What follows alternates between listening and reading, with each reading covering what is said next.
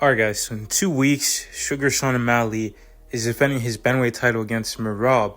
And Sean O'Malley is one of the best strikers in the UFC. And, we have a pound for pound list for the best fighters in the UFC, but we don't have a best strikers list in the UFC. And I want to talk about who the best strikers in the UFC are. And, there's a lot of great fighters. There's a lot of great strikers. But I'm only going to talk about the 10 best in my opinion. I'm going to rank them from lowest to the best. And that's lowest just based on who else is in this list. And the criteria that I will be using to basically rank these guys is, first of all, their variety. How are they using all their tools that's available to them? Their punches, their kicks, their knees, their elbows, and also their combinations. Are they able to throw combinations without getting countered? Are they able to go to the body, go to the head, mix it up, and keep their opponents guessing? The next criteria I'll be using is their distance control. How are they able to stay safe and keep their opponent at a distance where they won't be taking damage? And also, can they disengage properly and engage at the right times without getting countered? Then I'll be talking about their defensive technique. Are they able to stay safe, move away from shots, and do they just rely on one defensive technique, or do they use more and do they have more variety? And then I'll be talking about their counter striking ability. How are they dealing with someone crossing that distance and getting in their range, and are they able to make their opponent pay for trying to attack them at all? And the last criteria that I'll be using to rank these guys is their level of competition. I'm not going to be putting in guys who are fighting washed up guys who are past their prime, or people who are way below your level and it's pretty evident, or in some rare cases, people who just take dives. And before we get to who I think the best striker in the UFC is, I am going to talk about a few guys that are my honorable mentions and guys who just didn't cut it, and I will explain why. But with all that being said, let's just get right into who I think is the number 10 best striker in the UFC. And that fighter is going to be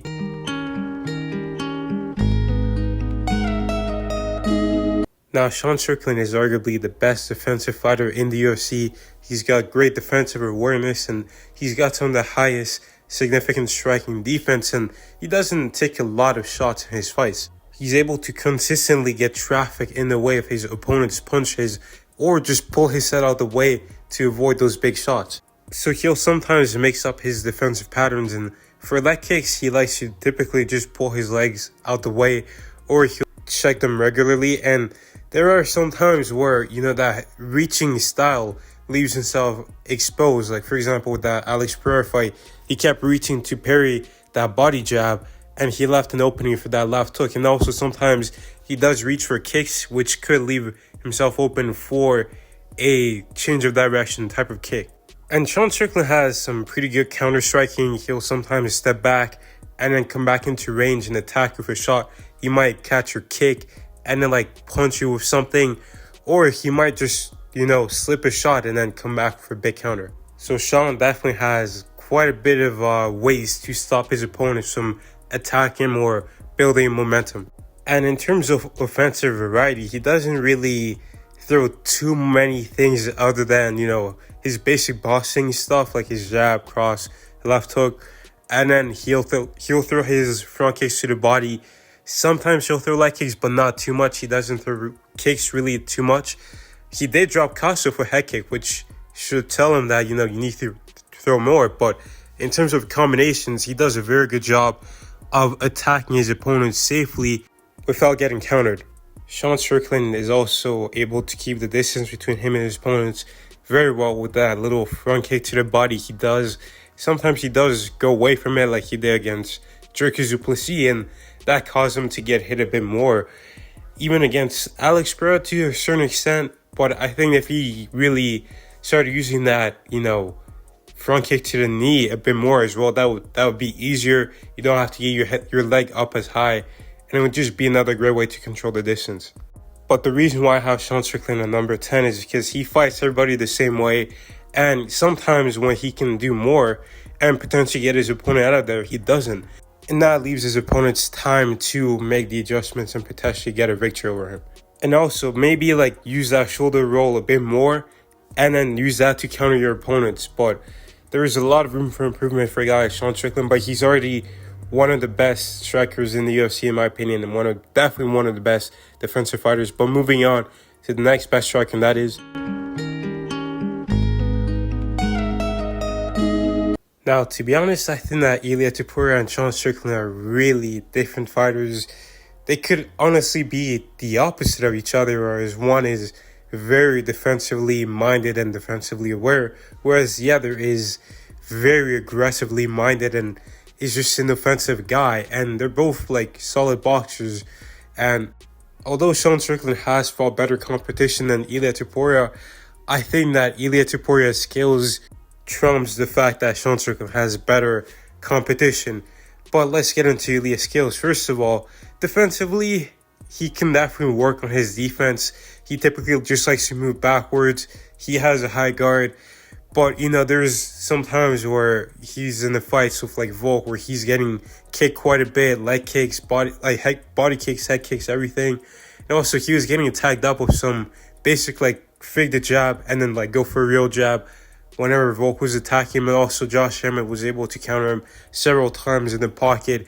Ilia, he was just going at him, attacking very well, but then he would leave himself open and not be defensively minded. But his counter-striking is really incredible, especially when he's really patient and takes his time.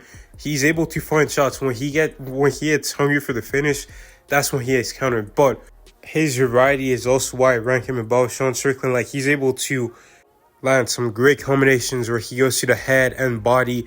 He's not like Strickland where he will just throw like a jab or a front kick. But also, I think he could benefit a bit more from maybe using knees and elbows and maybe using that tight clinch to further damage his opponents whenever he gets in that close pocket.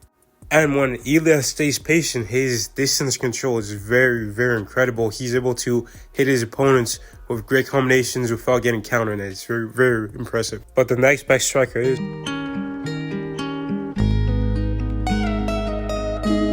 Now, Max Holloway is above Sean Strickland and Ilia Topuria because he's fought the best competition out of all those guys combined. And I believe that he's, been able to get the better wins as well. He's able to finish high-level strikers in MMA, compete in 2 different weight classes very well against some of the best strikers that we've ever seen in the sport. And also his technical ability, I believe, is better than theirs. Of course, we're going to see Ilia versus Max, but before we get to that, we got to base it off right now. And right now, I think that Max Holloway is a better striker than Ilia. Let's get right into it. Now, Max is really good defensively. He can move his head really well. He's got a long guard, and he does bring his hands up back to his face just in case those punches get through. Max Holloway also has far better variety than Ilia Topuria and Sean Strickland. He throws spinning back kicks, head kicks from both stances. And his combinations are incredible. I mean, he'll mix up elbows in there. He'll go to the head, body. He'll even change his angle, make combination. It's just like his footwork is incredible. And also, whenever you try to enter into his range, first of all, he controls distance very well. He's got a nice jab. Sometimes he'll reach out his hands and try to control his opponent's hands. And sometimes he'll even stomp their knees out with a side kick to the leg. But if opponents enter his distance, he's able to counter them very well. And he has clean stopping power due to his speed and accuracy in the shots. Now, Max Holloway is an incredible striker, but the reason why I have him so low on this list is due to the fact that I've seen Max Holloway lose several striking matches while he was in his prime against Dustin Poirier, against Volkanovski. Those things cannot go unnoticed, especially when you see what a guy like Ilia Topuria was able to do to Volkanovski and a guy like Islam Makhachev. And also the fact that Max Holloway is the most hit fighter in UFC history by a large margin. So there's definitely some defensive holes. Obviously, when you hit your opponent so much, you're going to get hit so much. But the aim of the game is to hit and not get hit. And that's why I have Max Holloway where he is. But let's move on to the next best striker in the UFC. And that fighter is going to be...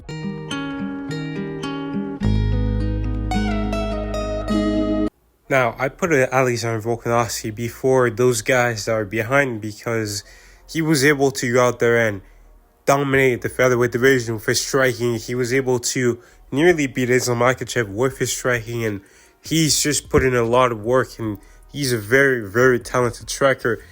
And one of the things that Volkanovski does so well, and arguably is the foundation of his striking, is the way he's able to control the distance between him and his opponent.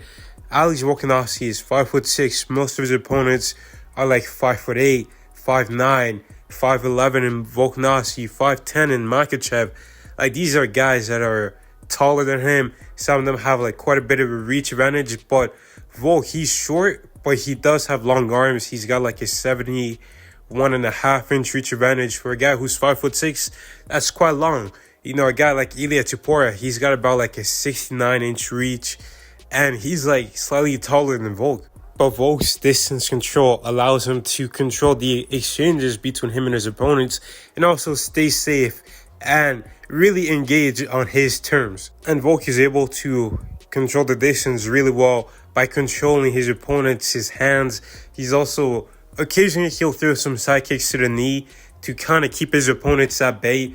But usually it's the way he controls distance is with his feet, and also by controlling his opponents, his hands. For his defense, Volk could definitely improve. He does tend to repeat the same patterns, like backing up with his chin up in the air, sometimes in a linear line.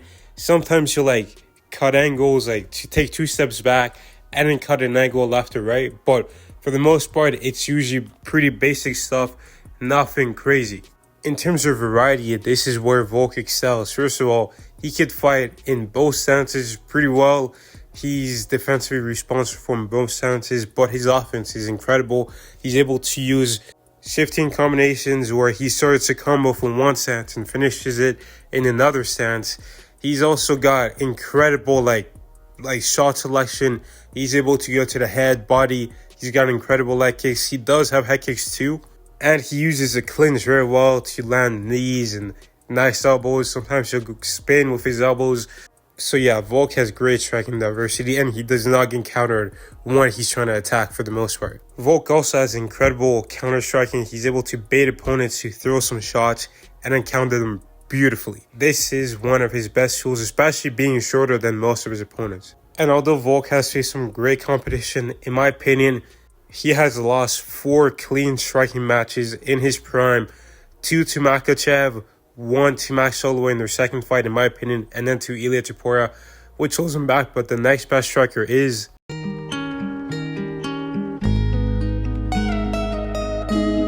And now, the reason why I put Islam over Volk is because he did beat Volkanovski twice. The first time, in my opinion, he beat Volk 4-1 or 3-2. He outstruck and dropped Charles Oliveira, and he was also able to outstrike Dustin Poirier. So his level of competition is really good, and also the way he's beating his opponents on the feet is also great. But let's get right into his striking. Firstly, his defense. Now, currently out of all the active champions, Islam Makhachev receives the least amount of significant strikes per minute. He's got incredible defense. He's able to move out the way of shots really well. He's also starting to add some head movement. He's like using his head movement, pivoting out the way of shots. Like, this guy's improving. He's also able to use his grappling to get into a clinch and break his opponent's pressure and force a reset so that he can stop their momentum and stop them from attacking him. Also, Islam has great variety. He's able to land combos very well. His combos are getting a lot better. But he's also got some excellent kicks. He was able to knock Volk out with his kicks. He was able to keep a guy like Bobby Green at a good range, at a good distance. Keep Charles Oliveira at a good distance as well. Hit him with some head kicks at some point. And he's got a clinch game where he can use his elbows and knees like a tie clinch. And Islam is able to keep the distance between him and his opponents very well. He can use a clinch if they break that distance, but to keep it, he usually likes to use his front kicks to the body or his jabs. But an area where Islam has always been good is his counter-striking, and he's getting better at it. His counter-striking is incredible.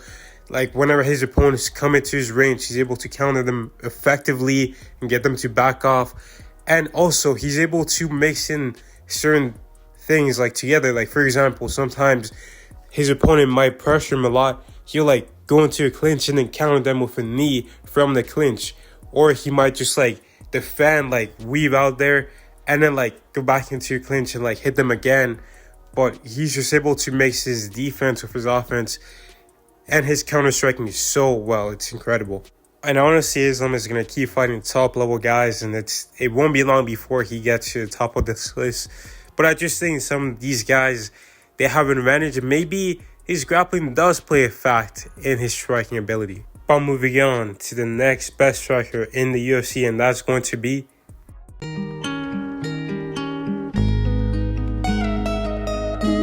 now, Israel Adesanya is one of the best strikers we have ever seen in the UFC. And I'm just going to get right into it. First of all, his defensive technique is incredible.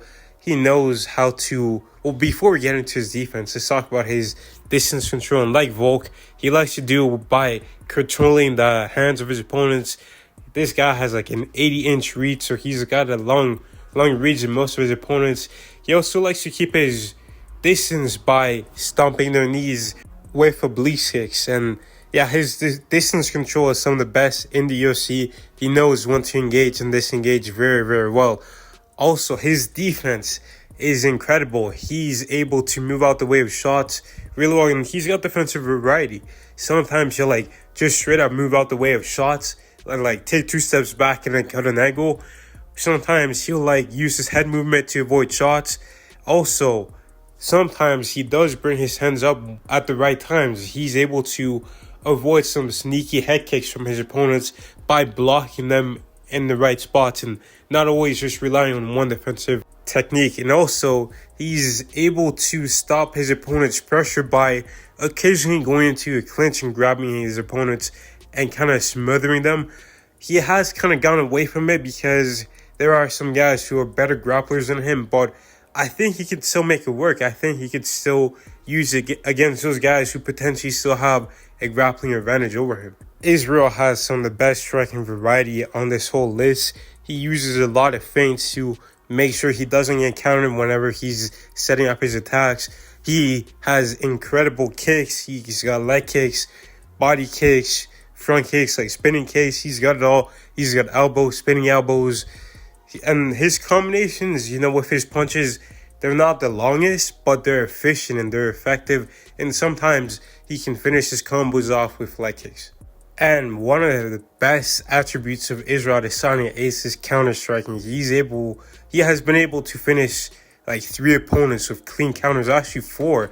And he's dropped several opponents with his counter shots.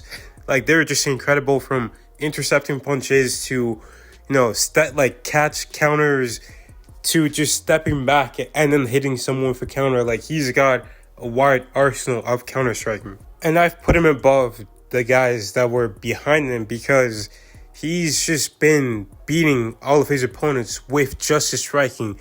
He was able to be like one of the best strikers in the entire UFC in Alex Pereira by knocking him out.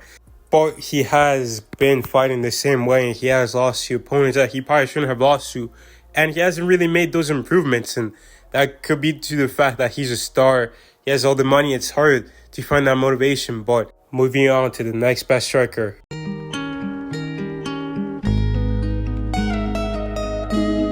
Now, I'm putting Dustin Poirier above the guys that were behind him due to the fact that he's been in the UFC for a very long time. He's been competing in 2 different weight classes, and he's been fighting like some of the best strikers throughout his whole career, and he has a lot of wins over these guys. And in order to have such longevity, you gotta have a really effective style. And Dustin Poirier, over the years, he's developed a great fighting style of striking, and he's able to fight going forwards, and he's able to fight going backwards, which is something that Alexander Volkanovski struggled with against Ilia Topuria, against Islam Makhachev in their second fight, and Israel Adesanya struggled against Alex Pereira and Sean Strickland. And Dustin Poirier, he's been able to go backwards and fight backwards against some of the top strikers in his weight class and come out on top. And he's also been able to be the aggressor and still come out on top in certain occasions. And that, along with his actual fighting striking technique, is the reason why I put him above him. And the first thing we're going to dive into is his defense. And Dustin Poirier, he has been knocked out 3 times in his career, which is why I can't put him any higher than this rank. And, it was 2 of those times were earlier in his career, and then one of them was really recently. But his defense typically is really, really good, especially when it comes to defending punches. He does a good job of keeping his hands up, moving away from shots, using head movement as well when he can. However, this defense can sometimes backfire because he does rely a bit too much on that sort of boxing defense, and that's what got him knocked out versus Justin Gaethje. And he was using a bunch of leg kicks from Justin Gaethje in their first fight. And also, he sometimes uses a clinch when he's under pressure, like he did against Dan Hooker very well. He, using that clinch, potentially saved him from potentially getting finished in that fight. And Dustin Poirier does a pretty good job of controlling the distance between him and his opponents. Typically, he kind of starts off slow by giving up ground and his opponent is pressuring him. But as the fight goes on, he's able to find his distance a lot better and stay at a good distance where his opponents can't hit him. Early on, it's a bit harder for him, but as the fight gets going, it gets a lot easier for him to get that proper distance and control it very well. And in terms of offensive variety, Dustin does throw some really nice leg kicks. He does have incredible boxing combinations, and he does have a really solid clinch game where he'll throw knees and elbows, but it's really his boxing combinations that are the best part of his offense. And also, another part of Dustin Poirier's elite striking game is his counter-striking. I mean, his counter-striking is incredible. Being able to time leg kicks coming in from his opponents, also being able to catch shots and then coming back with a beautiful counter or pulling back and countering his opponent. But yeah, and Dustin is a dog. He is willing to get finished to finish his opponents, and that's why I have him so high. But moving on to the next best striker in the UFC, that's going to be...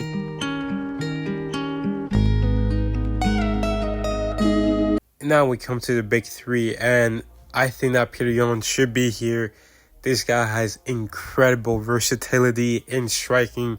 He's a wizard. I mean, he's got so many tools and tricks, and also the level of competition he's fighting, and the fact that it's in the bantamweight division, the second lowest weight class, which means that you don't get to rely on physical attributes as much, like power, explosiveness, all that. It's more about speed and technique and conditioning, and Petr Yan has some of the best in his weight class, if not the best. But with that being said, let's get right into it. First of all, Petr Yan, he does a good job of controlling the distance with his opponents. It takes him some time, just like Dustin Poirier, but once he gets in that zone, once he's able to control that distance, he is phenomenal. He's just having his way with most fighters. He's able to control the distance very well with his hands, and sometimes he'll use the side kicks to the knees. And in terms of height and reach wise, he's not the biggest bantamweight. He's maybe on the smaller side, but he was able to outstrike guys like Sean O'Malley at some points and Corey Sandhagen with that significant reach disadvantage and still control the distance to make sure he was still safe while doing it. And Petr Yan has incredible defense. He usually has a pretty high guard. He keeps his hands really high. It's very like a typical boxer, but he makes it work in MMA.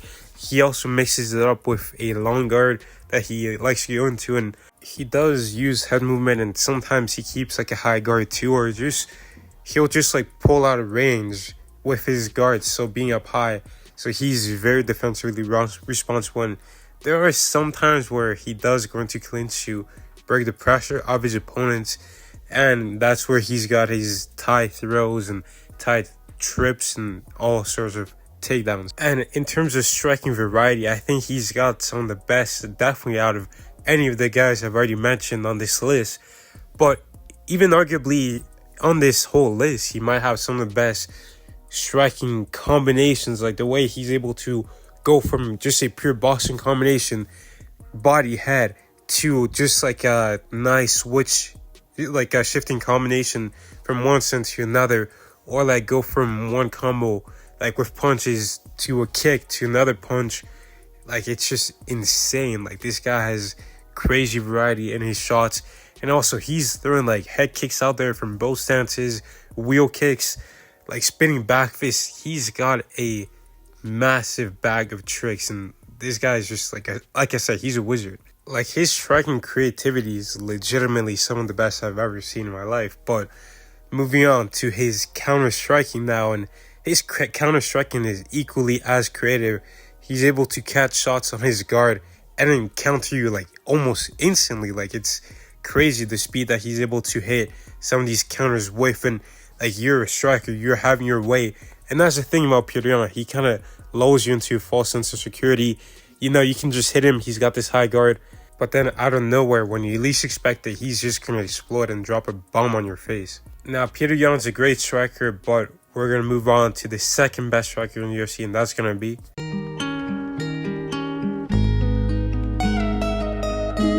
Now, I put Alex Pereira above Petr Yan because although Petr Yan might be technically better, I think that the level of competition of Alex Pereira has been great, but it's the way he's beating his competition. You know, Petr Yan, he might dominate you, but Pereira gets you out of there really quick, and he's able to use his attributes very, very well. And there is some other guys who are in higher weight classes who can't really do the same, so that has to be taken account for.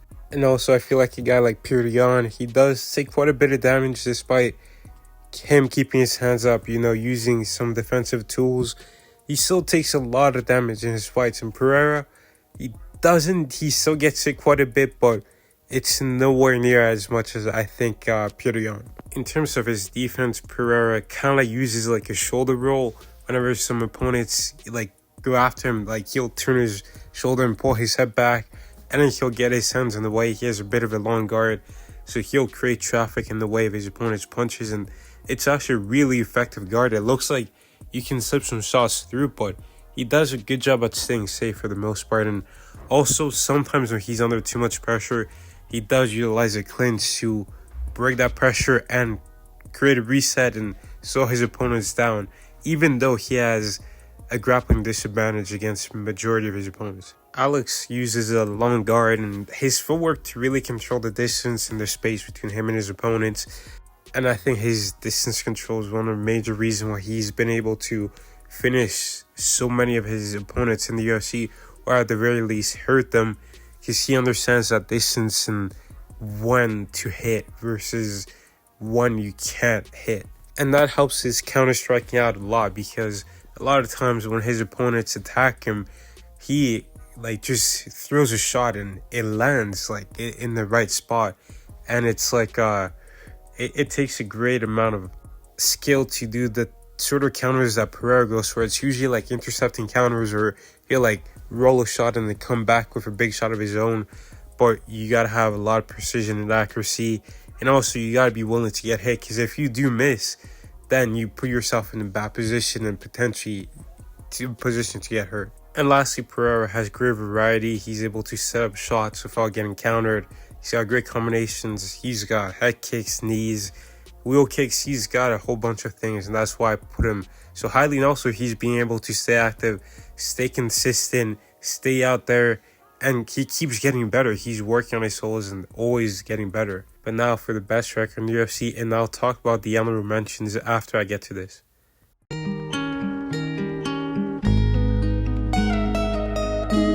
And yes, I think that Sean O'Malley is currently the best striker in the UFC. I think that the way he's able to control the distance between him and his opponents is incredible. He uses like a long guard usually. He uses his incredible footwork. He's faster than most of his, well, maybe all of his opponents. He's got some of the best footwork in the UFC as well. His distance control allows him to have a pretty solid defense. He's able to see shots very well, bring his hands back to his face, exit out with his footwork, maybe like pivot out sometimes.